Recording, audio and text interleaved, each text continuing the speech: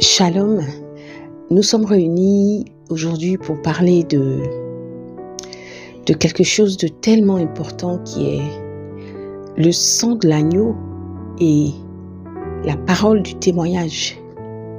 En fait, le titre assez accrocheur qu'on a choisi de poser sur la plateforme, c'est le principe infaillible pour guérir. Nous nous souvenons de la femme à la perte de sang. Cette femme avait entendu parler de Jésus, elle avait entendu parler de ce qu'il avait fait pour certaines personnes. Il y a eu peut-être des cas extrêmes tels que celui de Lazare où il était déjà mort et Christ l'a ressuscité. Elle avait entendu parler de Jésus, mais elle s'est dit, si il a pu faire ces choses extraordinaires, s'il a pu ressusciter Lazare, c'est qu'il peut me guérir. C'est vrai que ça fait 12 ans que je souffre. Ça fait 12 ans que je vais d'hôpitaux en hôpitaux, que je vais de guérisseur en guérisseur. Ils m'ont tout pris. Ils m'ont promis monts et merveilles en échange de mon argent. J'ai donné mon argent et je n'ai rien reçu en retour. La guérison que je cherche depuis des années, je n'ai pas pu l'obtenir. Alors cette dame, avec sa foi et ayant entendu parler de Jésus, a décidé de toucher son vêtement, quelles que soient les circonstances. Oh, si j'arrive à toucher son vêtement. Jésus est saint. Jésus est pur. Si quelqu'un a pu manifester des miracles aussi importants, c'est que son aura même est onction de miracle. Son aura même est miracle.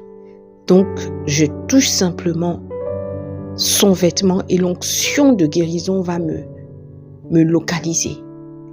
Alors, cette foi-là est une foi basée sur les témoignages. Je veux attirer ton attention sur le fait que le témoignage stimule la puissance du sang de Jésus. Il est écrit dans Apocalypse verset 11 du chapitre 12. Ils l'ont vaincu à cause du sang de l'agneau et à cause de la parole de leur témoignage. On n'a pas dit la parole du témoignage. On n'a pas dit, excusez-moi, le témoignage tout court. On a dit la parole du témoignage. Alors, la parole, c'est quelque chose qu'on entend. C'est quelque chose qui affecte l'ouïe, qui est détecté par l'ouïe. Ça veut dire que tu n'as pas besoin de savoir écrire pour pouvoir entendre quelque chose.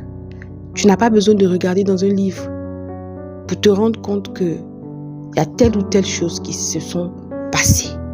Mais tu entends parler d'eux.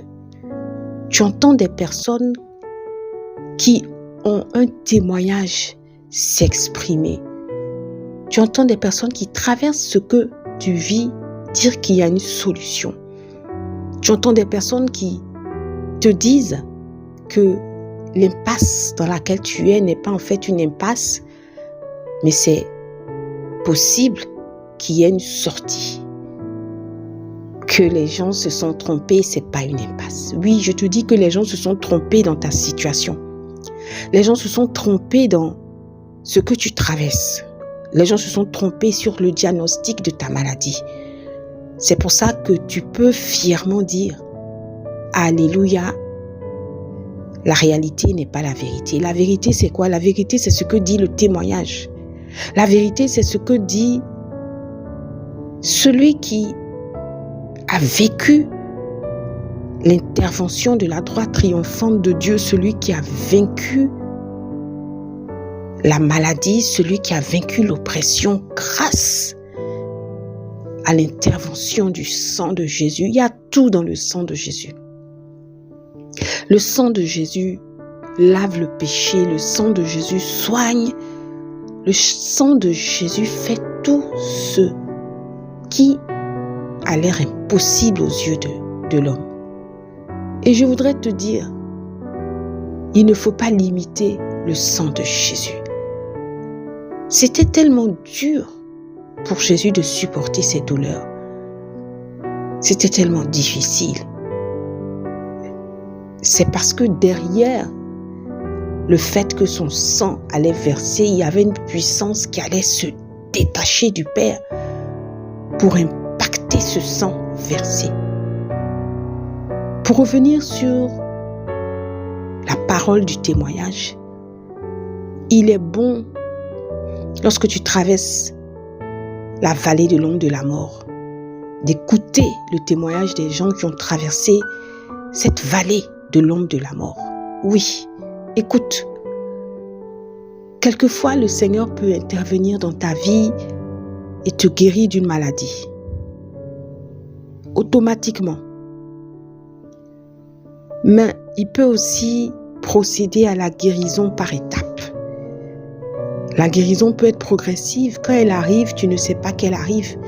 Et finalement, tu te demandes, mais à quel moment j'ai été guéri? Oui, ça a été progressif. Tu ne peux pas imposer au Saint-Esprit la manière de te guérir. Tout ce qu'il faut faire, c'est garder la foi et nourrir ton âme avec les témoignages.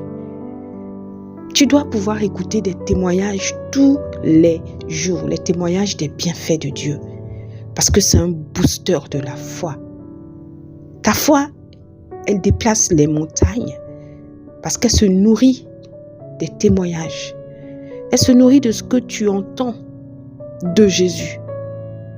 As-tu entendu parler de Jésus? As-tu entendu parler de ses miracles? As-tu entendu parler de tout ce qu'il a réalisé? Je t'invite à feuilleter un peu ta Bible. Je t'invite à Google pour regarder quels sont les miracles accomplis par Jésus. Et utilise tous ces miracles dont tu auras connaissance avec les versets appropriés et viens vers le Père en lui disant, viens vers Jésus en lui disant que tu as entendu parler de lui. Tu as entendu qu'il guérit le paralytique. Tu as entendu qu'il guérit le lépreux. Tu as entendu qu'il guérit le boiteux. Tu as entendu qu'il ressuscite. Alors, tu plaides le sang de Jésus sur ta maladie, sur ton problème. Tu trouveras un témoignage qui est adéquat avec la situation que tu traverses. La puissance du témoignage. Pendant que les autres témoignent et que tu écoutes, ta foi se renforce et le sang de Jésus gagne en puissance. Plus tu écouteras des témoignages, des bienfaits de Dieu, des témoignages qui le confortent dans sa position de sauveur de l'humanité, plus tu écouteras des témoignages de personnes qui ont vécu ta position, qui ont vécu ton cas, plus vite tu atteindras la guérison. Notre Dieu est un Dieu merveilleux et ce réma contenu dans Apocalypse 12 à 11 doit pouvoir t'intercepter, doit pouvoir attirer ton attention. Si tu négligeais les témoignages, stop it, arrête. Et chaque jour, dès que tu as l'occasion, va sur une chaîne où on parle de Jésus, de ce que Jésus a fait. Va sur des témoignages qui parlent de la puissance de Dieu. Des personnes qui rendent grâce à Dieu pour les avoir délivrés d'une situation que tu traverses.